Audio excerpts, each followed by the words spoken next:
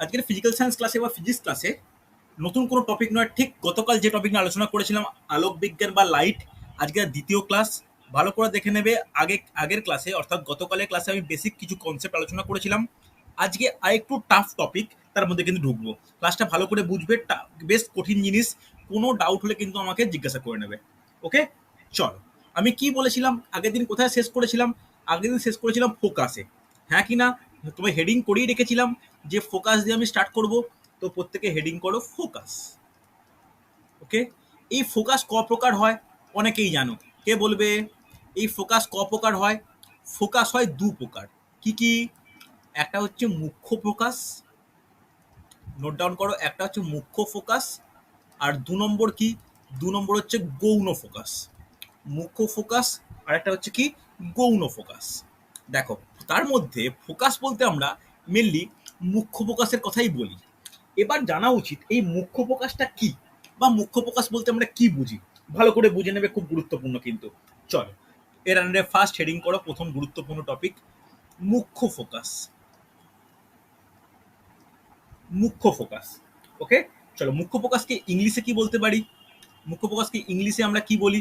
লিখে নাও যে principal focus. Principal focus. Okay, এবার দেখো মুখ্য ফোকাস কাকে বলে। এটাকে দেখো, আগে একটু ছবি আঁকবো, তারপরে ছবির পরে আমি এক্সপ্লেন করবো। এক্সপ্লেনেশনের থেকে বুঝে না, এটা কিন্তু খুব গুরুত্বপূর্ণ। যেমন ভালো করে শোনো, প্রথমে আমরা একটা অবতল দর্পণের ক্ষেত্রে আঁকবো। অবতল দর্পণ, ভালো করে দেখো অবতল দর্পণ কেমন দেখতে হয়, এরকম হয়। তার এই পিছনের এই সাইডটা কি থাকে, যেটা আমি আঁকছি এইখানে কোনো পারদ বা কোনো রূপোর কোনো আস্তরণ বা গ্লুকোজের কোনো আস্তরণ দেওয়া থাকে। অর্থাৎ প্রতিফলক তল কোনটা?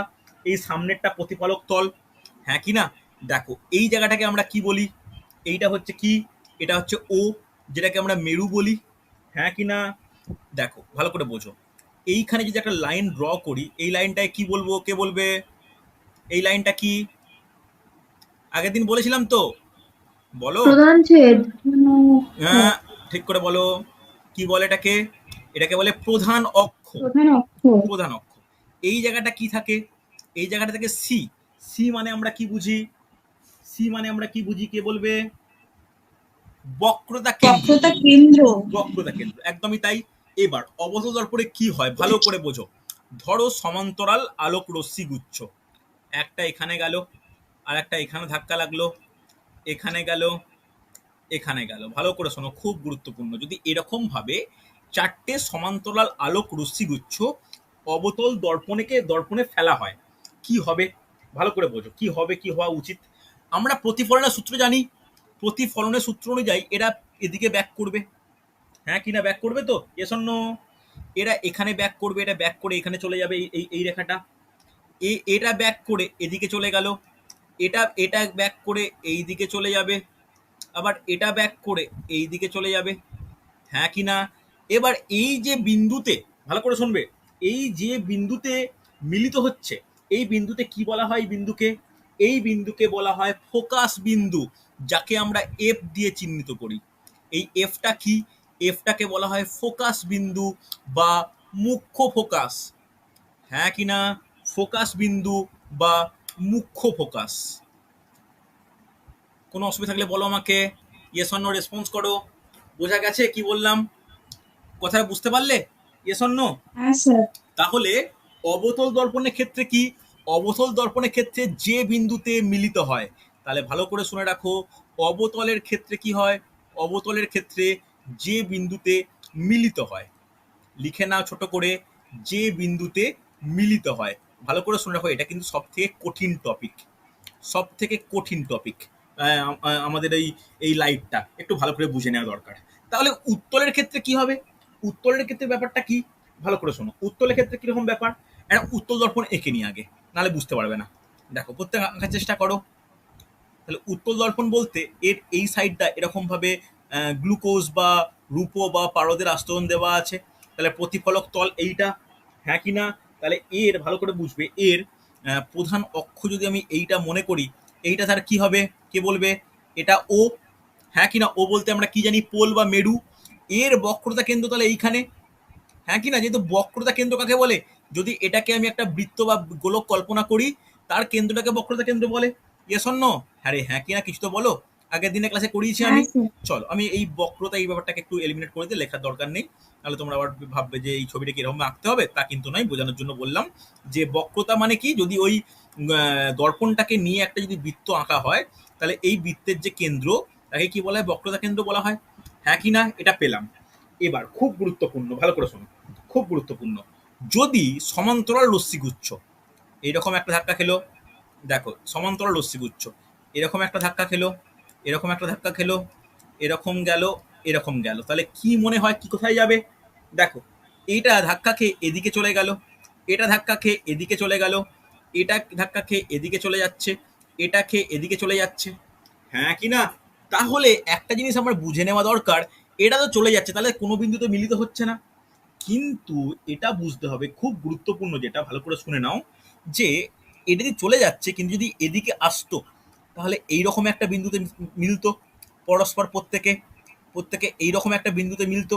তাহলে এই বিন্দুটা কি? এই বিন্দুটা হচ্ছে এফ, যেটাকে আমরা কি বলতে পারি? ফোকাস বিন্দু। কার ক্ষেত্রে? কার ক্ষেত্রে? এটা হচ্ছে উত্তল দর্পণের ক্ষেত্রে। তাহলে উত্তল দর্পণের ক্ষেত্রে ভালো করে শুনে রাখো, উত্তল দর্পণের ক্ষেত্রে ফোকাসটা কোথায় হয়? ফোকাসটা কোথায় হয়? কে বলবে? উত্তকতা কোথায় হয়? লেন্সের পিছনে। হ্যাঁ কি না? লেন্স তো সামনে, লেন্সের পিছনে ফোকাস তৈরি হচ্ছে। হ্যাঁ কি না? আর এখানে কি হয়? অবতল দর্পণের ক্ষেত্রে কি হয়? এখানে লেন্সের আগে। তাহলে এখানে কি বলতে পারি? এখানে বলতে পারি যে এই বিন্দু থেকে অপসৃত হচ্ছে বলে মনে হয়। হ্যাঁ কি না? অপসৃত হচ্ছে মনে হয়। বোঝা গেছে? অপসৃত হচ্ছে মনে হয়। রেসপন্স করবে, বোঝা না গেলে বলবে। তাহলে অবতলের ক্ষেত্রে সামনে হচ্ছিল, মিলে যাচ্ছিল, কিন্তু এখানে তো যে যা চলে যাচ্ছে, মেলার কোনো ব্যাপার নেই। হ্যাঁ কি না? মেলার কোনো ব্যাপার নেই। তাহলে মেলার ব্যাপার নেই মানে, তাহলে আমার মনে হচ্ছে যে অপসৃত হওয়ার একটা ঘটনা রয়েছে, যেটা কি লেন্সের পিছন দিকে।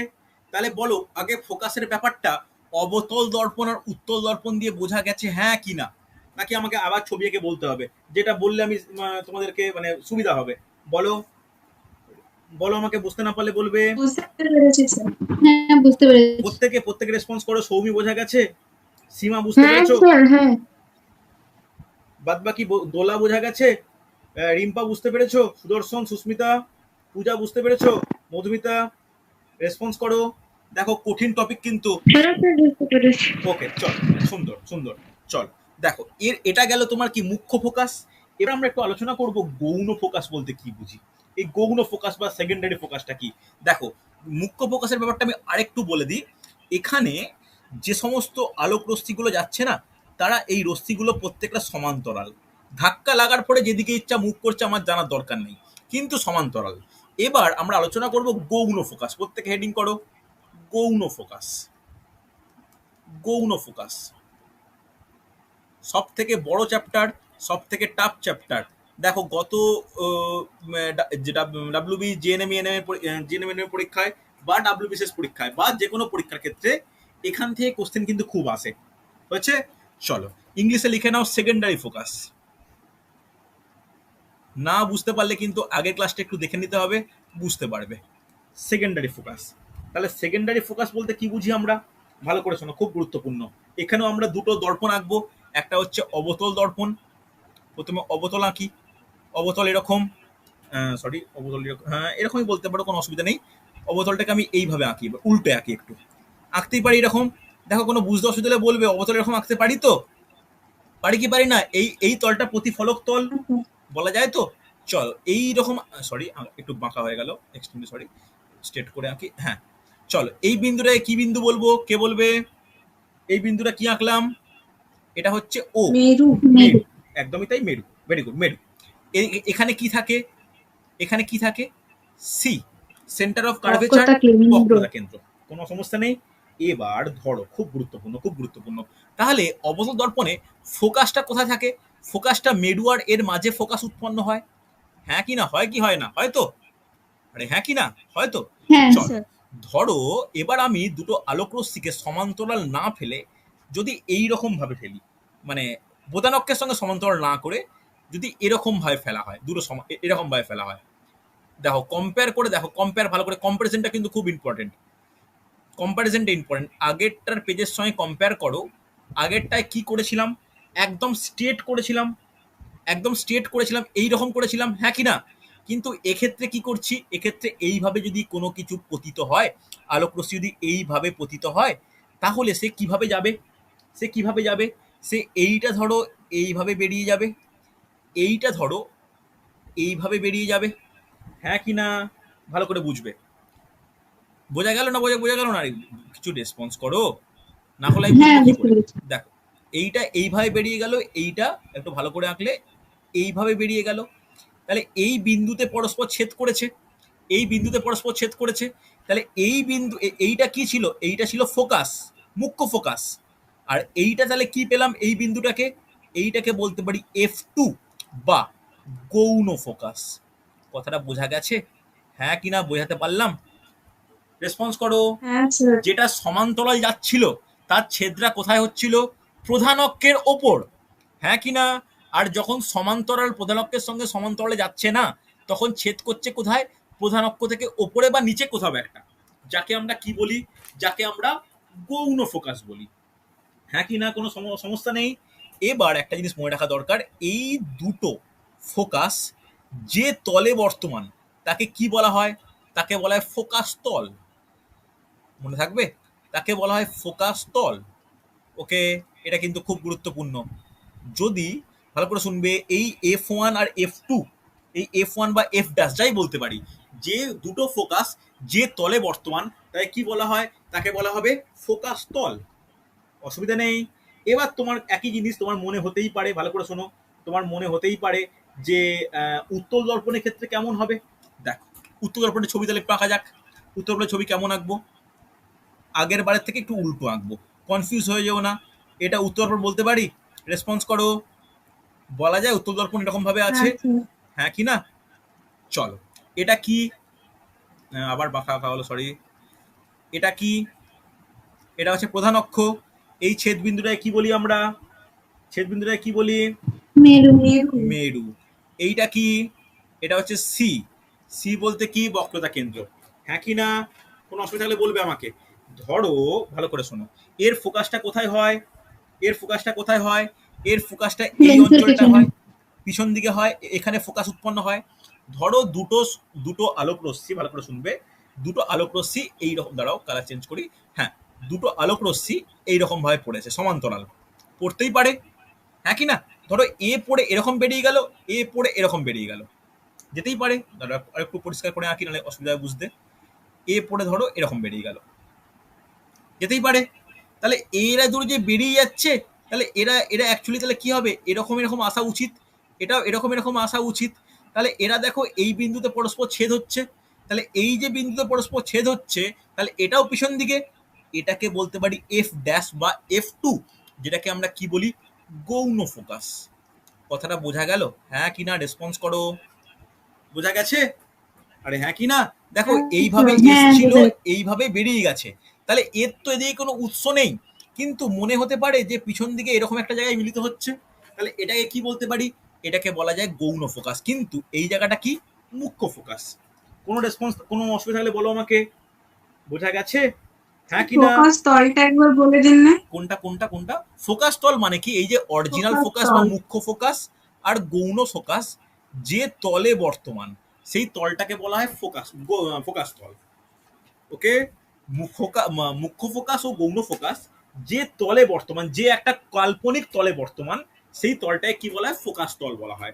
ভালো করে দেখো, আমি যে ছবি এঁকেছি না, ছবিতে ফোকাসটা স্ট্রেট নেই, কিন্তু ভালো করে মনে রাখার দরকার, অরিজিনালি কিন্তু ফোকাস আর মুখ্য ফোকাস একটা লম্বভাবে থাকে, ঠিক আছে?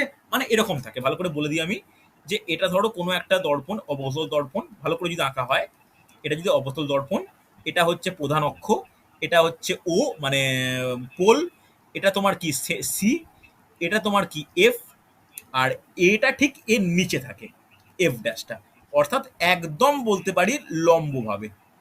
ওকে, বুঝতে পারলে? একদম লম্ব, একদম স্ট্রেট থাকে, এটা একদম স্ট্রেট থাকে। দেখো ছবিতে হাতে আঁকছি তো একটু সমস্যা হতে পারে, কিন্তু যদি একদম মানে কোনো কিছু এক্সপেরিমেন্ট করে আঁকা হয়, তাহলে কিন্তু বলা যায় যে এই তলটা একদম লম্ব তল। প্রধান অক্ষের সঙ্গে লম্ব। কথাটা বোঝাতে পেরেছি? ইয়েস অর নো রেসপন্স করো। আরে হ্যাঁ কি না? হ্যাঁ স্যার। বাকিরা প্রত্যেকে বলো বুঝতে পেরেছো কিনা? পূজা বুঝতে পেরেছো? মধুমিতা বোঝা গেছে? দোলা বুঝতে পেরেছো? হ্যাঁ স্যার। হ্যাঁ স্যার। চলো সুন্দর। তাহলে মুখ্য ফোকাস গৌণ ফোকাস ক্লিয়ার। এরপরে আমার যেটা জানার দরকার খুব ইম্পর্টেন্ট, যে এই যে ফোকাসের ব্যাপার স্যাপার তো হলো, এবার যেটা জানার দরকার যে উত্তল দর্পণ আর অবতল দর্পণের ব্যবহার কি। ভালো করে শোনো, এই উত্তল দর্পণ অবতল দর্পণের ব্যবহার কিন্তু খুব গুরুত্বপূর্ণ। দেখো উত্তল দর্পণ অবতল দর্পণের ব্যবহার কি, কোশ্চেন কিন্তু খুব আসে, নোট ডাউন করো। ব্যবহার দেখো আমি ডিটেলসে লিখিয়ে দিচ্ছি, তোমরা জানো কিন্তু আমি এরকম সায়েন্স এরকম লিখে দেওয়া পছন্দ করি। দেখে নাও ব্যবহার কিন্তু খুব পরীক্ষায় আসে। এদিকে লেখো উত্তল দর্পণ, এদিকে লেখো উত্তল দর্পণ, এদিকে লেখো অবতল দর্পণ, এদিকে লেখো অবতল দর্পণ, উত্তল দর্পণ, এদিকে লেখো অবতল দর্পণ। তাহলে উত্তল দর্পণের দুটো ব্যবহার বলো, কি বলতে পারি, কোথায় কোথায় কোথায় ইউজ করা হয়। দেখো আমাদের ভিউ রাস্তার ধারে, ফাইন্ডারে গাড়ির। হ্যাঁ একদমই বলতে পারি, বা এটা বলতে পারি রাস্তার ধারে যে ল্যাম্পপোস্ট, ল্যাম্পপোস্টের আলোর প্রতিফলক, লিখে নাও। বলতে পারি ল্যাম্পপোস্টের আলোর প্রতিফলক হিসাবে ব্যবহার করা হয়, ল্যাম্পপোস্টের আলোর প্রতিফলক হিসাবে ব্যবহার করা হয়। হ্যাঁ কি না? দেখবে ওটা কিন্তু এরকম মানে একটু উঁচু টাইপের হয়, এটা হচ্ছে উত্তল দর্পণ। আর কি বলতে পারি, এই যে মোটর গাড়ি, স্কুটার বা বিভিন্ন যানবাহনের ভিউ ফাইন্ডার, এই ভিউ ফাইন্ডারের উত্তল দর্পণ ব্যবহার করা হয়। লিখে নাও যে স্কুটার, অনেকেই তোমরা স্কুটি ব্যবহার করো, স্কুটি, মোটর বাইক বা মোটর গাড়ি যাই বলতে পারো, তার আয়নাতে ব্যবহার করা হয়। হ্যাঁ কি না? বোঝা গেছে? একে কি বলা হয়? একে বলা হয় রেয়ার ভিউ মিরার। এই কথাটাও লিখে রাখো, একে বলা হয় রেয়ার ভিউ মিরার। ওকে, এটা যেন মনে থাকে, রেয়ার ভিউ মিরার বলা হয়, সমস্যা নেই। হ্যাঁ কি না? কোনটাকে বলা হয় রিয়ার ভিউ মিরর? বুঝলাম না, বলো। এই যে আয়নাটা, যে আয়নাটা উত্তল দর্পণ ব্যবহার করে ইউজ করা হচ্ছে, তাকে বলা হয় রেয়ার ভিউ মিরার। হ্যাঁ কি না? রেয়ার ভিউ মিরার, কোনো সমস্যা নেই। হ্যাঁ কি না? এরপরে অবতল দর্পণের ব্যবহার খুব গুরুত্বপূর্ণ।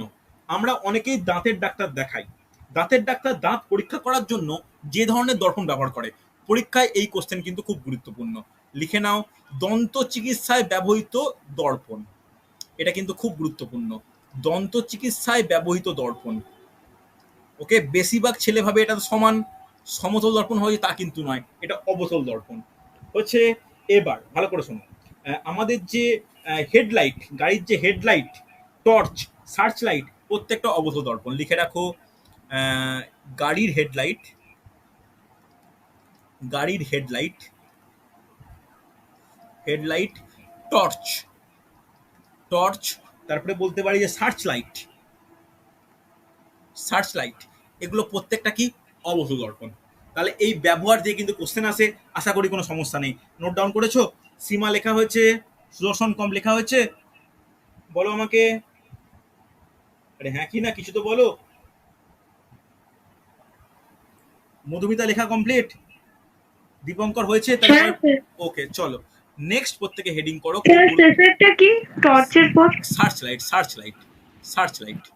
ওকে, পুলিশরা ব্যবহার করে, দেখবে বড় বড় লাইট, খুব জোর আলো দেয়, সার্চ লাইট। নেক্সট প্রত্যেকে হেডিং করো, খুব গুরুত্বপূর্ণ, প্রতিসরণ। এই প্রতিসরণ কিন্তু খুব গুরুত্বপূর্ণ। প্রতিসরণ, যাকে ইংলিশে কি বলা হয়?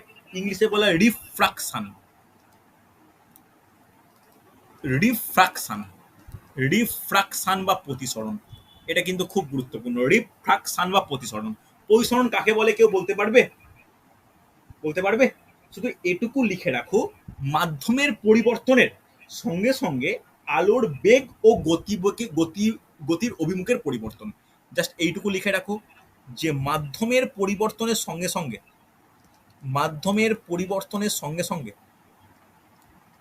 পরিবর্তনের সঙ্গে সঙ্গে, মাধ্যমের পরিবর্তনের সঙ্গে সঙ্গে আলোর বেগ ও গতির অভিমুখের পরিবর্তন, আলোর বেগ ও গতির অভিমুখের পরিবর্তনের বিশেষ ঘটনাকে, গতির অভিমুখের পরিবর্তনের বিশেষ ঘটনাকে বলা হয় প্রতিসরণ।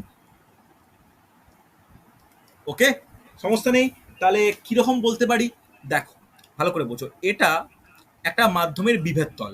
আমি আগেও বলেছিলাম মাধ্যম 1 মাধ্যম 2, এটা মাধ্যম 1, এটা মাধ্যম 2। দেখো প্রতিসরণ ব্যাপারটা কি? প্রতিফলন মানে কি? যে কোনো একটা জিনিস এইভাবে পড়লো, এইভাবে চলে গেল, এটা কি? এটা হচ্ছে প্রতিফলন। কিন্তু প্রতিসরণ মানে কি? ভালো করে বোঝো। প্রতিসরণ বলতে কি, একটা লাইট বা একটা আলো এখানে পড়লো, তাহলে লাইটটা যা উচিত ছিল কোথায়? যা উচিত ছিল এই মাধ্যমে এইভাবে, এই ওয়েতে যাওয়া উচিত ছিল। এইটা যদি অবিলম্ব হয়, ভালো করে শুনবে, এটা যদি অবিলম্ব হয় তাহলে দেখা যায় যে আলোটা এইভাবে যায় না, কিছুটা হয় এই দিকে বা এই দিকে, এইভাবে কিন্তু পরিবর্তন হয়। ভালো করে শোনো, এইভাবেও যেতে পারে বা এইভাবেও যেতে পারে, কিন্তু কখনোই স্টেট এইভাবে যাবে না। তাহলে এই ঘটনাটা কি বলা হয়? প্রতিসরণ। ঘটনা বোঝা গেছে? এজন্য ডাউট থাকলে বলবে আমাকে। আরে হ্যাঁ কি না, কিছু তো বলো। হ্যাঁ স্যার বোঝা গেছে। এবার এবার কখন কোনটা হয় বলতে পারবে? দেখো, লঘু মাধ্যম, এটা কিন্তু খুব ইম্পর্টেন্ট নোট, লঘু থেকে ঘন এই মাধ্যমে যেতে পারে, আবার এটাও তো হতে পারে ঘন মাধ্যম থেকে লঘু মাধ্যম, ঘন মাধ্যম থেকে লঘু মাধ্যম। ভালো করে শোনো, খুব গুরুত্বপূর্ণ একটা জিনিস বুঝে নাও। যদি লঘু মাধ্যম থেকে ঘন মাধ্যমে যায়, তাহলে এই যে অভিমুখটা, ভালো করে শোনো, অভিমুখটা অভিলম্বের দিকে সরে যায়। ওকে, অভিলম্বের দিকে সরে যায়। লিখে রাখো, আলোর অভিমুখ অবিলম্বের দিকে সরে যায়। আর যদি ঘন মাধ্যম থেকে লঘু মাধ্যমে যায়, তখন আলোর অভিমুখ অভিলম্বের বিপরীতে সরে যায়, অভিলম্বের বিপরীতে সরে যায়। ওকে, এটা কিন্তু মাথায় রেখো, অভিলম্বের বিপরীতে সরে যায়। এই হলো পরিসরণের কিন্তু খুব গুরুত্বপূর্ণ ঘটনা। যদি লঘু মাধ্যম থেকে ঘন মাধ্যমে যায়, তাহলে অবিলম্বের দিকে আলোটা সরে যাবে, আলোর অভিমুখটা সরে যাবে। আর যদি ঘন মাধ্যম থেকে লঘু মাধ্যমের দিকে যায়, তখন কি হবে? অবিলম্বের বিপরীত দিকে সরে যাবে। হ্যাঁ কি না, নোট ডাউন করেছো? ইয়েস অর নো রেসপন্স করো। হয়েছে না হয়নি? হ্যাঁ স্যার। Sir complete. আগে বলবেন একটু। হ্যাঁ হ্যাঁ, আমি দাঁড়িয়ে আছি, আমি ওয়েট করছি, ওয়েট করছি, হলে বলো। না না, আবার একটু বলবেন। দেখো দেখো, ভালো করে বোঝো, ভালো করে বোঝো। দেখো, একটা লাইট এইভাবে পড়ছে, হ্যাঁ কি না? তাহলে তার যাওয়ার কথা ছিল এই এই অঞ্চল জুড়ে বা এই স্যার এইখানে। ওপরের লাইনটা থেকে বলুন। কোনটা থেকে কোন জায়গা থেকে? মাধ্যমের পরিবর্তন। হ্যাঁ। এই তো বললাম তো যে এই এটা মাধ্যম থেকে এই মাধ্যমে যাচ্ছে, তাহলে আলোটা এইভাবে যাওয়ার কথা ছিল। কিন্তু এটা এইভাবে না গিয়ে হয় এইভাবে সরবে বা এইভাবে সরবে, এইভাবে কিন্তু কখনোই যাবে না। নয় অবিলম্বের দিকে যাবে বা অবিলম্বের বিপরীত দিকে যাবে, কিন্তু সরবে। এই যে আলোর গতিমুখের অভিমুখের পরিবর্তন, গতিপথের অভিমুখের পরিবর্তন, একেই বলা হয় প্রতিসরণ। বোঝা গেছে? এবার যদি লঘু মাধ্যম থেকে ঘন মাধ্যমে হয়, তাহলে অবিলম্বের দিকে যাবে। যদি ঘন মাধ্যম থেকে লঘু মাধ্যমে অবিলম্বের বিপরীতে যাবে। তাহলে এক্সাম্পল একটু বলে দিই। দেখো এক্সাম্পল একটু ভালো করে দেখে নাও, বাস্তবিক এক্সাম্পল। দেখো বাস্তবিক এক্সাম্পল কিভাবে বলতে পারি, দেখো ভালো করে বোঝো। দেখো 1 মিনিট, আমি মুছে নিই এটা। দেখো, এটা হচ্ছে মাধ্যমের বিভেদ তল, এখানে বায়ু, এটা জল। এবার বলো, বায়ুর ঘনত্ব বেশি না জলের ঘনত্ব বেশি? কে বলবে?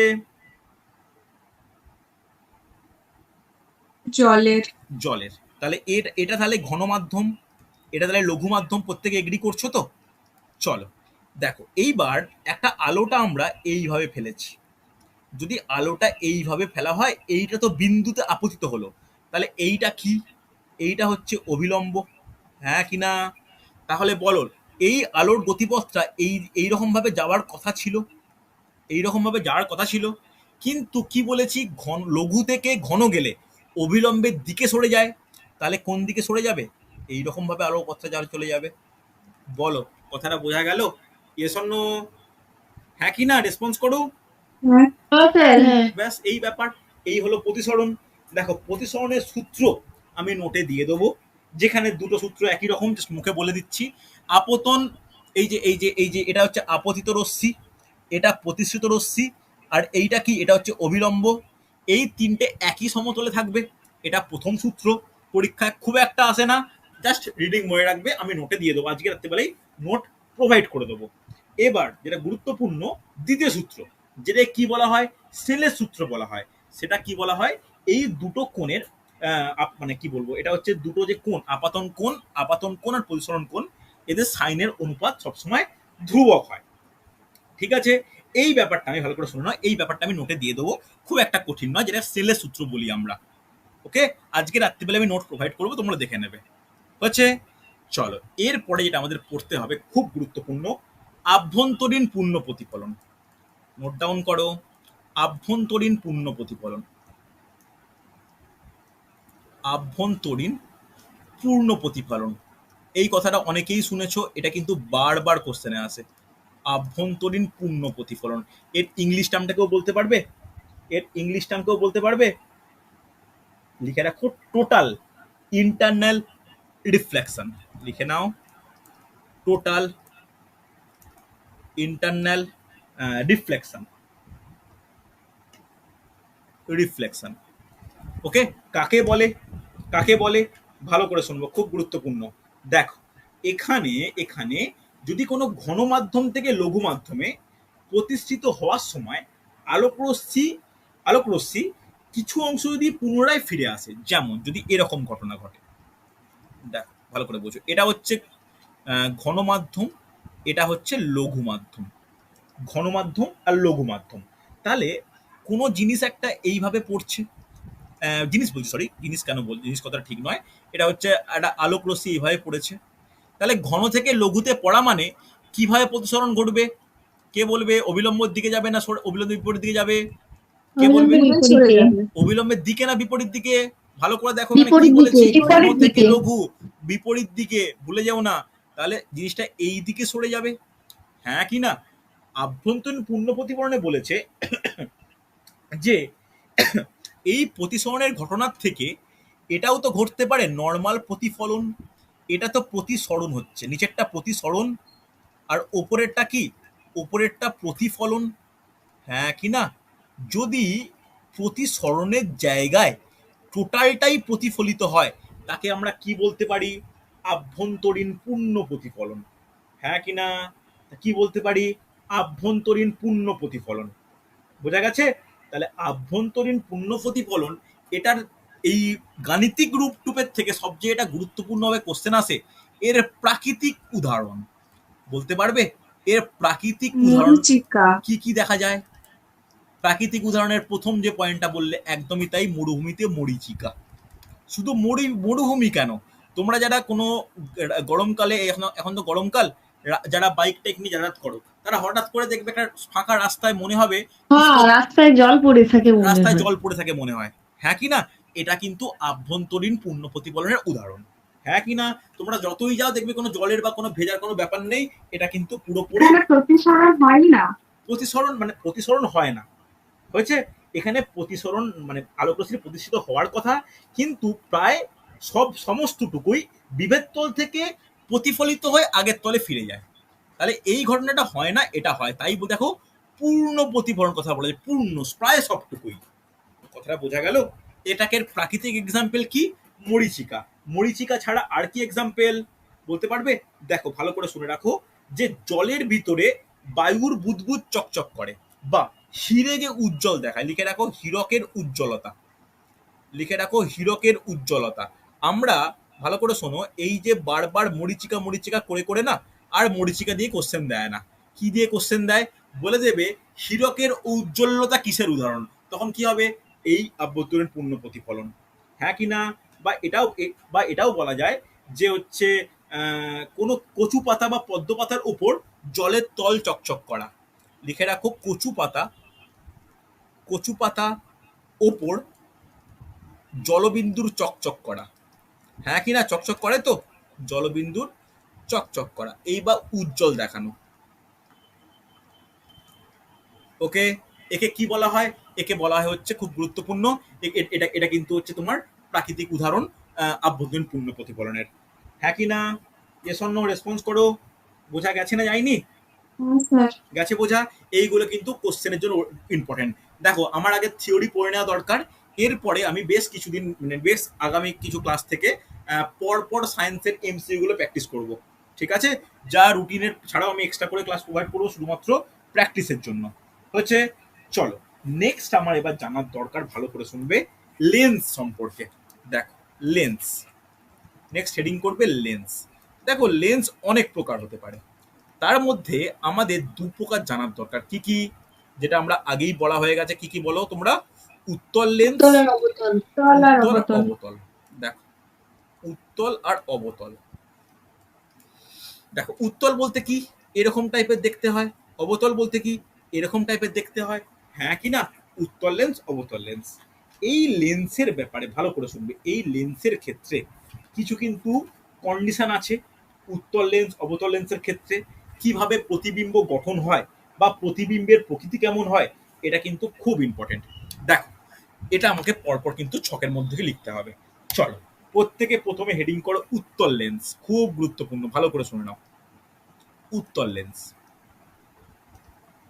একটু দেখান। আগেরটা হুম। দেখে নাও জলদি, তাড়াতাড়ি। আমি, হয়ে গেছে। ঠিক আছে, আমি এক শুধুমাত্র উত্তল লেন্সে তোমাদেরকে লেখাবো। অবতল লেন্স, উত্তল দর্পণ অবতল দর্পণেরটা তোমাদের আমি নোট দিয়ে দেবো। আর বাদ বাকি উত্তল লেন্সের ব্যবহার, অবতল লেন্সের ব্যবহার, কোনটা দূরদৃষ্টি, কোনটা স্বল্প দৃষ্টির ক্ষেত্রে ব্যবহার করা হয়, কম বেশি প্রত্যেকেই জানো, আর দেখে নেবে। ঠিক আছে, চলো আমি নোটে কিন্তু দিয়ে দেখো, আমি শুধু উত্তল দর্পণটা ভালো করে বুঝিয়ে দিচ্ছি, ভালো করে দেখো। চল উত্তল হেডিং করা প্রত্যেকে উত্তল লেন্স। এটাই আজকে আমাদের লাস্ট টপিক, বাকিটা আমি নোটে দেখে নেবে, একই ধরনের, তোমাদের কাজ শুধু মুখস্থ করে নেওয়া। দেখো ফার্স্ট কন্ডিশন, দেখো এটা ছকের মতো লেখো, ছকের মতো লেখো যে উত্তল লেন্সের ক্ষেত্রে বস্তুর অবস্থান, অরিজিনাল যে বস্তু, বস্তুর অবস্থান, ওর সঙ্গে লিখবে, ওর সঙ্গে লিখবে একটা, এটা যে বস্তুর অবস্থান, এদিকে নোট ডাউন করো প্রতিবিম্ব, প্রতিবিম্ব।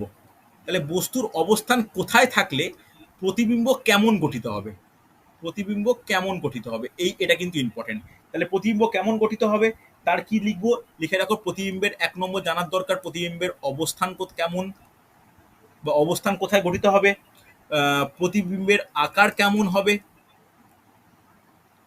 আর 3 নম্বর হচ্ছে প্রতিবিম্বের প্রকৃতি কেমন। ওকে, এই তিনটে কিন্তু খুব গুরুত্বপূর্ণ। দেখ ফার্স্ট নোট ডাউন করে নাও, যদি বস্তুর অবস্থান 1 নম্বর লিখে নাও অসীমে থাকে, অসীম, ইনফিনিটি দূরে, অসীমে, যদি বস্তুর অবস্থান অসীমে ইনফিনিটিভ, তাহলে ভালো করে শুনবে প্রতিবিম্ব কোথায় কোথায় গঠিত হবে, তখন প্রতিবিম্ব গঠিত হবে ফোকাসে, ফোকাসে ইন দ্যাট সেন্স মুখ্য ফোকাসে। ওকে, এবার আকার কেমন হবে, লিখে রাখো বিন্দুর আকৃতি, বিন্দুর মতো, এতটাই ছোট আকৃতি হবে। কেমন প্রকৃতি হবে, প্রকৃতি হবে সদ এবং ও অবশীর্ষ, সদ ও অবশীর্ষ, হ্যাঁ কিনা? তোমাদের কাজ শুধু এইগুলো মুখস্থ করা, আর কিচ্ছু না, তোমার কাজ শুধু এইগুলোকে মুখস্থ করা, ভালো করে শুনে নাও। তোমার কাজ হচ্ছে এইগুলোকে মুখস্থ করা, যে অসীমে যদি বস্তু থাকে, ভালো করে শুনবে, যদি অসীমে বস্তু থাকে তাহলে প্রতিবিম্বের আকার কেমন কি কি হতে পারে, এটা কিন্তু খুব গুরুত্বপূর্ণ। 2 নম্বর, 2 নম্বর, যদি বস্তুটা, ভালো করে শুনবে, যদি বস্তুটা বক্রতা কেন্দ্রে থাকে, যদি বস্তুটা বক্রতা কেন্দ্রে বর্তমান, তাহলে তার অবস্থান কোথায় হবে, ভালো করে শোনো, প্রতিবিম্বের অবস্থান একই জায়গা বক্রতা কেন্দ্রেতেই হবে। ওকে, বক্রতা কেন্দ্রেই হবে। হচ্ছে, এবার আকার কেমন হবে, একই আকৃতি বা যেটাকে বলতে পারি সম আকৃতি বিশিষ্ট। হচ্ছে, প্রকৃতি কেমন হবে, স্যার বলছিলাম, হ্যাঁ শুনতে হ্যাঁ পাচ্ছেন? হ্যাঁ শুনতে পাচ্ছি, বলো। বলছি যে ছবিটা আঁকা সম্ভব হ্যাঁ হবে, আমি এঁকে দেবো, ছবিগুলো এঁকে দেবো, আঁকা? এঁকে দেবো, এঁকে দেবো, আমি আগে লিখিয়ে দিই, আমি প্রত্যেকটাকে বুঝিয়ে দেবো। আমি উত্তরের ক্ষেত্রে 4টে এঁকেই বোঝাবো, কোনো অসুবিধা নেই, আমি উত্তরের 4টে এঁকেই বোঝাবো। আগে বলো এই লিখে নাও আগে, যে যদি ঠিক আছে অসীমে স্যার। থাকে, যদি অসীমে থাকে তাহলে বস্তুর অবস্থান ফোকাসে, আকার বিন্দুর মতো, প্রকৃতি সদ ও অবশীর্ষ। যদি বক্রতা কেন্দ্রে থাকে তাহলে অবস্থান বক্রতা কেন্দ্রেই হবে, আকার হবে একই রকম, প্রকৃতি হবে সদ ও অবশীর্ষ, হ্যাঁ কি না? কোনো অবস্থা অসুবিধা নেই। যদি 3 নম্বর নোট ডাউন করো, যদি ফোকাস ও বক্রতা কেন্দ্রের মাঝে থাকে, ফোকাস ও বক্রতা কেন্দ্রের মাঝে, যদি বস্তুটা ফোকাস ও বক্রতা কেন্দ্রের মাঝে থাকে, তাহলে প্রতিবিম্ব কোথায় থাকবে?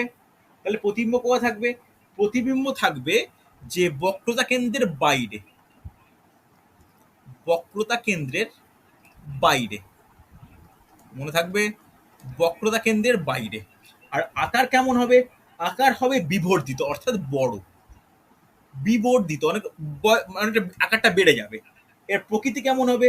সদ ও অবশীর্ষ, সদ ও অবশীর্ষ। কোনটাকে অবশীর্ষ বলি, কোনটাকে সমশীর্ষ বলে আমি এক্সপ্লেন করব। হয়েছে না হয়নি? আগে বলো, লেখা হয়েছে কি হয়নি? রেসপন্স করো। হ্যাঁ হয়েছে। লেখা হয়েছে? দেখো, খুব ইম্পর্টেন্ট কিন্তু, লেখা না হলে বলো আমাকে। প্রত্যেকে লিখেছো? হ্যাঁ হয়েছে তো? স্যার। চলো চলো, আচ্ছা, সীমা লেখা হয়েছে, মধুমিতা লেখা হয়েছে, সৌমি কমপ্লিট তো? জলদি লেখো, জলদি লেখো, জলদি লেখো। চলো, এরপরে লাস্ট 4 নম্বর। 4 নম্বর, তাহলে 4 নম্বর কোথায়? যদি বস্তুর অবস্থান ফোকাসে হয়, যদি বস্তুর অবস্থান ফোকাসে হয়, তাহলে প্রতিবিম্ব কোথায় গঠিত হবে? প্রতিবিম্ব কোথায় হবে? প্রতিবিম্ব দেখা যাবে অসীমে। ভালো করে দেখো, ঠিক উল্টো হচ্ছে, ভালো করে দেখো। যখন বস্তু অসীমে তখন প্রতিবিম্ব ফোকাসে, যখন বস্তু ফোকাসে তখন প্রতিবিম্ব অসীমে। হ্যাঁ কি না? আকার কেমন? আকার হচ্ছে বিবর্ধিত, অর্থাৎ বড় সাইজে। আর কেমন প্রকৃতি কেমন হবে? সদ ও অবশীর্ষ, সদ ও অবশীর্ষ। লিখেছো? প্রত্যেকে লেখা হয়েছে? এস অর নো রেসপন্স করবে। হ্যাঁ হয়েছে। এবার হ্যাঁ স্যার। এবার দেখো, এবার হচ্ছে, এবার ভালো করে বুঝবে। এবার আমরা হচ্ছে প্রত্যেকটা ছবি এঁকে একটু ব্যাখ্যা করব। দেখো, উত্তল দর্পণ কেমন দেখতে হয়, একটু ছবি আঁকা যাক, বড় করেই আঁকি। এরকম উত্তল দর্পণ দেখতে হয় মোটামুটি, হ্যাঁ কি না? দেখো, উত্তল দর্পণের মাঝখানে এরকম আমরা আঁকতে হয়। এটা কি? এটা এই সরি, এক্সট্রিমলি সরি, মাখা হয়েছে। যতটা পেনে ভালো হয় না, এই পেন টাইপে এতটা ভালো হয় না। যাই হোক, তাহলে এটা কি? এটা প্রিন্সিপাল অ্যাক্সিস, হ্যাঁ কি না? তাহলে ভালো করে বুঝবে। এই এইখানে প্রথমের কন্ডিশনটা কি বলেছিলাম? ফার্স্ট কন্ডিশন কি বলেছিলাম দেখে বলো, যে বস্তুর অবস্থানটা কোথায়? অসীমে। অসীমে। বস্তুর অবস্থান অসীমে। অসীমে, তাহলে অসীমে বলতে বস্তু একটা জায়গায় অবস্থান, ধরে এইটা হচ্ছে বস্তু, অনেক দূরে আছে। তাহলে এইখান থেকে একটা, ভালো করে বুঝবে, এইখান থেকে একটা আলোক রশ্মি গেল, এখান থেকে একটা আলোক রশ্মি গেল, এরা কি হয়? রিফ্লেক্ট হয়ে এখানে মিলবে, হ্যাঁ কি না? এই বিন্দুটা কি? ফোকাস। আর সাইজটা এত বড় ছিল বস্তুটা ছিল এত বড়, হলো কতটা? একটা বিন্দুর মতো। দেখো, প্রথমের কন্ডিশন স্যাটিসফাই হচ্ছে, যে অসীমে অবস্থান করলে ফোকাসে গঠিত হয়, আর হচ্ছে বিন্দুর আকৃতি হয় একদম, বস্তুর আকৃতি হয় বিন্দুর মতো। হচ্ছে না? হচ্ছে না? হয়েছে তো? হ্যাঁ রেসপন্স স্যার। করো। এর পরেরটা কিন্তু খুব গুরুত্বপূর্ণ, দেখো, এর পরেরটা কিন্তু খুব ইম্পর্টেন্ট। আচ্ছা, একটু মুছে নিয়ে এগুলো। দেখো, এর পরেরটা কিন্তু খুব ইম্পর্টেন্ট। এর পরেরটা কি? দেখো, ভালো করে বোঝো। সরি, আবার একটু নিচের দিকে আঁকা হয়ে গেছে, একটু ওয়েট ওয়েট ওয়েট। হ্যাঁ, সুন্দর, পারফেক্ট। দেখো, দেখো, খুব গুরুত্বপূর্ণ। এরপরটা কি বলা হয়েছিল? এরপরটা কোথায় বলা হয়েছিল? কোথায় অবস্থান বক্রতা করবে? কেন্দ্রে। বক্রতা কেন্দ্রে। তাহলে এইটা তোমার ও, এটা তোমার কি? এটা তোমার এফ, এটা তোমার এফ, এটা তোমার কি? সি, হ্যাঁ কি না? তাহলে বক্রতা কেন্দ্রে বলতে সিতে অবস্থান করবে। তাহলে ধরো এইটা হচ্ছে বস্তু, বস্তু এই দিকে মুখ করে আছে, মানে এই দিকে মাথা করে আছে। ধরো বস্তু এরকম ভাবে দাঁড়িয়ে আছে, এটা হচ্ছে বস্তু। ভালো করে বোঝো, খুব গুরুত্বপূর্ণ। তাহলে এটা যদি এ রেখাটা, ভালো করে বুঝবে, এ রেখাটা এইভাবে যাবে, এইভাবে গিয়ে কি হবে? এইভাবে গিয়ে এইরকম করে ছেদ করে বেরিয়ে যাবে, হ্যাঁ কি না? আবার আর একটা রেখা এইভাবে গিয়ে এইভাবে পরস্পর মিলিত হবে, হবে কি হবে না? তাহলে তাহলে এইখানে এর পিছন দিকে ভালো করে বুঝবে, এইটা ফোকাস, আর একটা ফোকাস, পিছন দিকের ফোকাস। এইটা কি হয়? এইটা হচ্ছে তোমার আবার একটা সি, হ্যাঁ কি না? তাহলে বস্তুটা কিরকম গঠিত হচ্ছে? বস্তুটা এই উল্টে যাওয়া এরকম গঠিত হচ্ছে, হ্যাঁ কি না? না বোঝা গেল না? তাহলে এইটা হচ্ছে বস্তু, বস্তুটা অবস্থান কোথায় ছিল? বক্রতা কেন্দ্রে। হ্যাঁ কি না? এখানেও কোথায়, সরি এটা সি হবে, ভুল বললাম, এক্সট্রিমলি সরি, এটা সি হবে।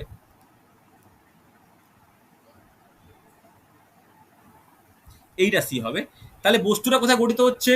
বক্রতা কেন্দ্রে গঠিত হচ্ছে। কিন্তু কিন্তু আকারটা কেমন দেখো, এর যে আকার আর এর আকার প্রায় একই, তাহলে বলতে পারি একই আকৃতি বিশিষ্ট। কিন্তু কি বলা হয়েছে? সদ ও অবশীর্ষ। অবশীর্ষ অর্থাৎ উল্টে যাওয়া। দেখো জিনিসটা উল্টে গেছে, হ্যাঁ কি না? দেখো যে যে প্রতিবিম্বটা পেয়েছি, এইটা প্রতিবিম্বটা আর এটা বস্তুর মধ্যে কম্পেয়ার করো, দেখো বস্তুটা এই দিকে মুখ করে আছে আর প্রতিবিম্বটা একই আকার কিন্তু এইরকম দিকে মুখ, তাহলে অবশীর্ষ বলতে পারি। ইয়েস অর নো, রেসপন্স করো। বোঝা গেছে? হ্যাঁ আরে স্যার। হ্যাঁ কি না রেসপন্স করবে। চলো এরপর দেখো একদম 4 নম্বরটা দেখবো, দেখে নেবো 4 নম্বরটা কেমন। দেখো তাহলে 4 নম্বরটা কি আছে? 4 নম্বরটা কি বলেছিলাম? যে ফোকাসে অবস্থান করবে বস্তু, তাহলে অসীমে কিভাবে তৈরি হবে? যদি ফোকাসে অবস্থান করে তাহলে অসীমে কিভাবে ফোকাস তৈরি আর হবে? বক্রতা কেন্দ্রের মাঝে। আমি হ্যাঁ। 4 নম্বরটা বলেছি, আমি 4 নম্বরটা বলেছি, এই প্রত্যেকটা কি ছবি আঁকা সম্ভব? 4 নম্বরটা দেখো, 4 নম্বরটা কিরকম ভাবে তৈরি হবে ভালো করে দেখে নাও। 4 নম্বরটা কি? দেখো যদি ফোকাসে অবস্থান করে, তাহলে এইটা হচ্ছে ফোকাস, কোনো বস্তু ফোকাসে অবস্থান করছে, হ্যাঁ কি না? তাহলে ফোকাসে যদি অবস্থান করে, এটা এই স্টেট গিয়ে, এই স্টেট গিয়ে এইরকম ভাবে চলে যাবে, হ্যাঁ কি না? আর এইটা অলরেডি এখান থেকে এইভাবে চলে যাবে। তাহলে এই দুটো লাইন পরস্পর কি, এইটা আবার পিছন দিকের ফোকাস, হ্যাঁ কি না? উত্তল দর্পণে দুখানা ফোকাস বর্তমান, একটা এই দিকে একটা এই দিকে, তাহলে এটা পিছনের ফোকাস, এই একটা পিছনের ফোকাস দিয়ে যাবে আর একটা কোণ দিয়ে যাবে, এর সমান্তরাল। তাহলে যখন সমান্তরালে যাবে তাহলে কোথাও মিলছে না, তাহলে এটা কোথায় মিলবে? একদম অসীমে গিয়ে মিলবে। বোঝা গেছে? তাহলে অসীমে গিয়ে মিলবে মানে সাইজটা বেড়ে যাবে, তাই বলেছি বিবর্ধিত। আর অবশিষ্ট তো হবেই, উল্টে যাবে, হ্যাঁ কি না? তাহলে এটা হচ্ছে 4 নম্বর কন্ডিশন। তাহলে এটা গেল রেখাচিত্র। সমান্তরালে গেলে কি ওখানে মিলিত হবে? কোনটা বলো? সমান্তরালে গেলে দুটো সরলরেখা যখন সমান্তরালে গেলে সেটা কি মিলিত হবে? না, হবে না তো, ওই জন্য বলছি অসীমে। অসীমের তো কোনো অস্তিত্ব নেই। অসীমের কি কোনো অস্তিত্ব আছে? অসীমের তো কোনো অস্তিত্ব নেই, তাই বলে যে অসীমে গিয়ে কোথাও না কোথাও একটা সৃষ্টি হবে, হ্যাঁ কি না? যখন কোনো সমান্তরাল দেখো আসে, যেমন প্রথমেরটা ভাবো, প্রথমেরটা কি এঁকেছিলাম, প্রথমেরটা কিরকম এঁকেছিলাম ভাবো, যে এরকম এঁকেছিলাম, দুটো সমান্তরাল লাইন আসছিল, এসে এইখানে মিলেছিল, হ্যাঁ কি না? তাহলে অসীম থেকে আসা মানে কি একটা সমান্তরাল থেকে আসা কিছু একটা, না বোঝা গেল না? সমান্তরাল হ্যাঁ থেকে হ্যাঁ। আসছে মানে রশ্মিগুলোকে পেছন দিকে বাড়ালে তো তারা মিলিত হতে পারে। কোথায় মিলিত হতে পারে? কোনটা? এই দুটোকে আচ্ছা, হ্যাঁ। সমান্তরাল লাইন কখনো পরস্পর মিলিত হয়? দুটো সমান্তরাল লাইন কখনো মিলিত হয় যেদিকেই যত যদি বাড়াও? কখনো মিলিত হতে পারে?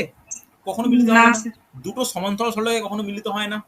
দেখো আমি রেখাচিত্র আঁকলাম তোমাদের বলার জন্য, কিন্তু পরীক্ষায়, আমাদের এন্ট্রান্স পরীক্ষায় বলো বা কম্পিটিটিভ এক্সামে বলো, রেখাচিত্র কিন্তু কোনো ব্যাপার নেই। কি ব্যাপার তাহলে? তোমাদের কি পড়তে হবে? এই যে লেখাগুলো, এটা কিন্তু ইম্পর্টেন্ট। যদি উত্তল লেন্সের ক্ষেত্রে বক্রতা কেন্দ্রে অবস্থান করে, তাহলে প্রতিবিম্ব কেমন হবে বা কোথায় হবে, কি ব্যাপার, ঠিক আছে? এই এই টপিকটা কিন্তু খুব গুরুত্বপূর্ণ। আমি শুধু উত্তল লেন্সটা লেখালাম, আমি যে নোটটা দেব সেখানে উত্তল লেন্স, অবতল লেন্স, উত্তল দর্পণ, অবতল দর্পণ, এটা কিন্তু করা আছে। তার সঙ্গে একইভাবে লেন্সের ব্যবহার, কোন কোন ক্ষেত্রে কি লেন্স ব্যবহার করা হয়, সেটাও কিন্তু খুব গুরুত্বপূর্ণ, হ্যাঁ কি না? ইয়েস অর নো, রেসপন্স করো। হয়েছে না হয়নি? হ্যাঁ স্যার। চলো দেখো তাহলে প্রথম থেকে কি কি আলোচনা করেছি একটু বলে নিই। তাহলে প্রথমে আলোচনা করেছি ফোকাস কাকে বলে, মুখ্য ফোকাস, গৌণ ফোকাস, তারপরে উত্তল দর্পণের ক্ষেত্রে অবতল দর্পণের ক্ষেত্রে কিভাবে হয়, কোথায় মিলিত হয়, কোথায় অপস্থিত হয়, আলোচনা হয়েছে। তারপরে বলেছিলাম গৌণ ফোকাস, ফোকাস তল, তারপরে আলোচনা করেছি ব্যবহার, উত্তল দর্পণ অবতল দর্পণের ব্যবহার, প্রতিসরণের সূত্র, প্রতিসরণ, তারপরে আভ্যন্তরীণ পূর্ণ প্রতিফলন, তারপরে আরম্ভ করেছি উত্তল লেন্সের ক্ষেত্রে বস্তুর অবস্থানের সাপেক্ষে প্রতিবিম্ব কিভাবে গঠিত হয়, হ্যাঁ কি না? এতটা পর্যন্ত আমি কমপ্লিট করে গেছি। এরপরে বাকিটা কিন্তু তোমাদের আজকে রাত্রিবেলা আমি গ্রুপে নোট দিয়ে দেবো। এই নোটটা কিন্তু দেখে, আমার মনে হয় যতটুকু লিখেছো, বাকি পার্টটা দেখে তোমরা নোট দেখে লিখে নিও, ঠিক আছে? তাহলে আগামী কোনো ক্লাস থেকে যখন আমি এমসিকিউ প্র্যাকটিস করবো এই আলোর ওপর বা কোনো ক্ষেত্রে, তখন করতে খুব সুবিধা হবে। হচ্ছে? চলো তাহলে আজকে